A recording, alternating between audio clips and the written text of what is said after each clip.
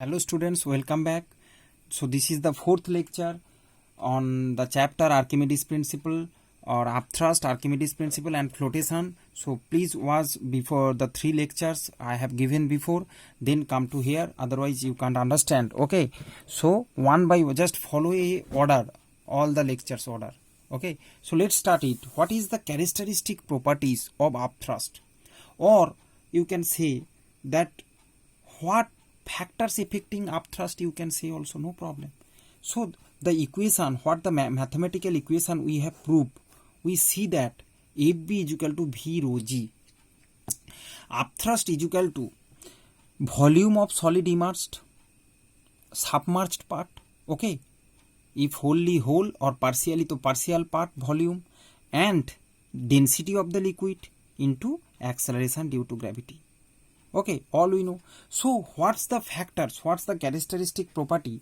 If the volume, that upthrust will depend on volume of the solid, whereas the density of the liquid, whereas the acceleration due to gravity also.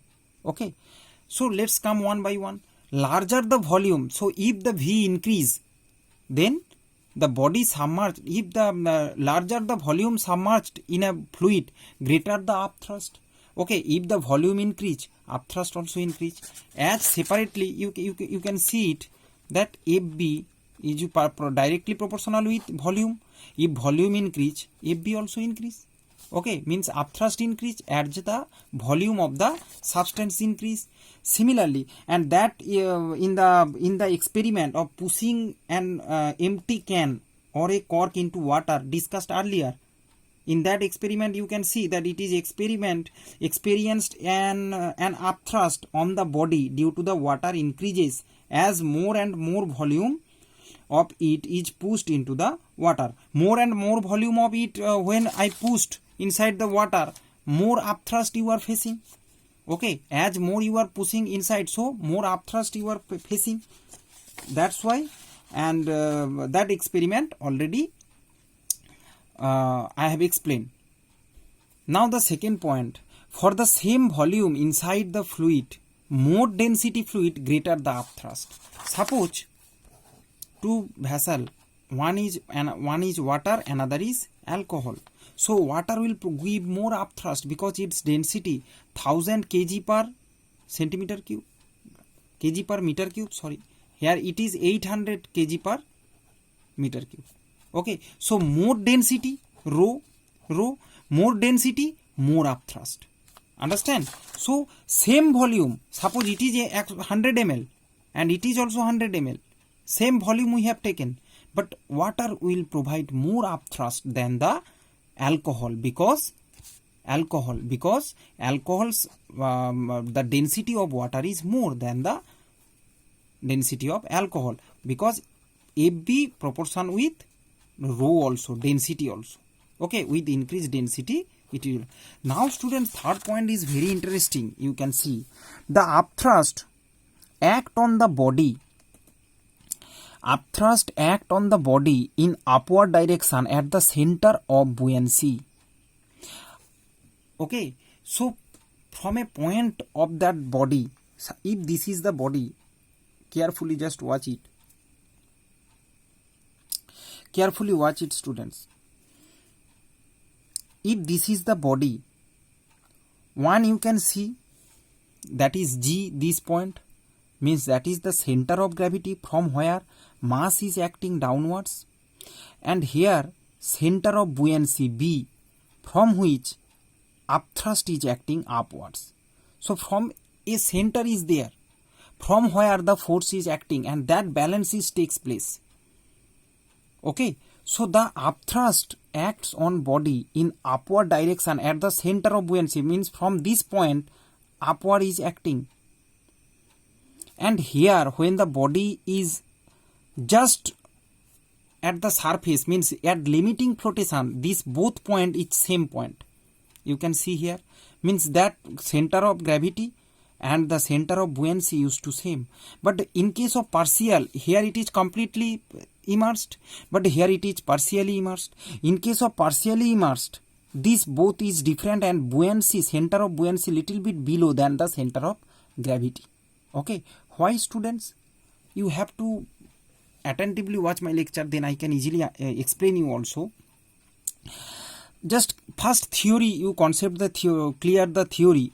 See, students, G is center of gravity of whole body, and B is center of gravity of immersed part of the body.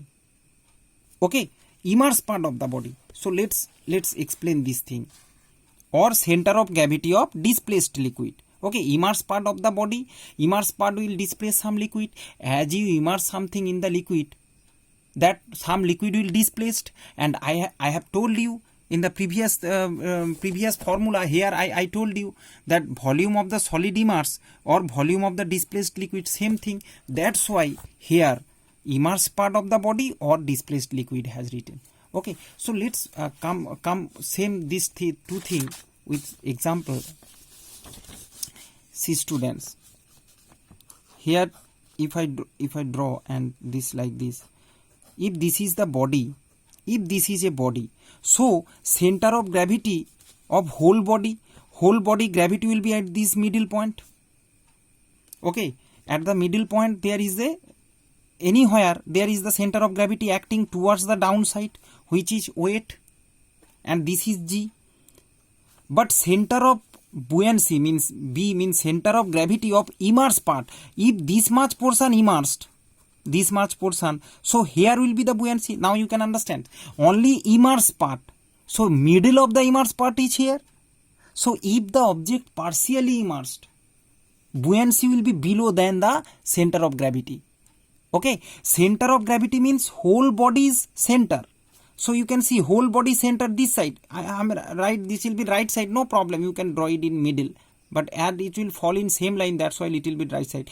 It is the center of whole body, and buoyancy means center of gravity of immersed part, only immersed part. Okay, only thus immersed part. That's why when a object partial, in this partial case, buoyancy, point of buoyancy is little bit lower than the center of gravity. But here, students, same. Why? Because you see, you can see the whole portion is immersed. Whole portion is immersed. The center of gravity is in the middle. Similarly, immersed center is same as the whole body immersed. So center gravity of immersed part is the middle, whereas the whole body's gravity is also that middle. That's why G is equal to B. Here the center of gravity and center of gravity and the center of buoyancy. Okay, center of gravity of the means B means center of buoyancy, or you can say center of gravity of the immersed part or the displaced liquid, whatever. So here center of gravity and center of buoyancy is same when the object is floating, in this case, in this limiting flotation. Only I can say it. So two kind of character flotation is there, students. I have explained in my first or second lecture. You go and watch that. One is partially, another is fully. When this fully immersion takes place, it's not sink, flotation, limiting flotation. Sink means it will totally go at the down surface of this tab.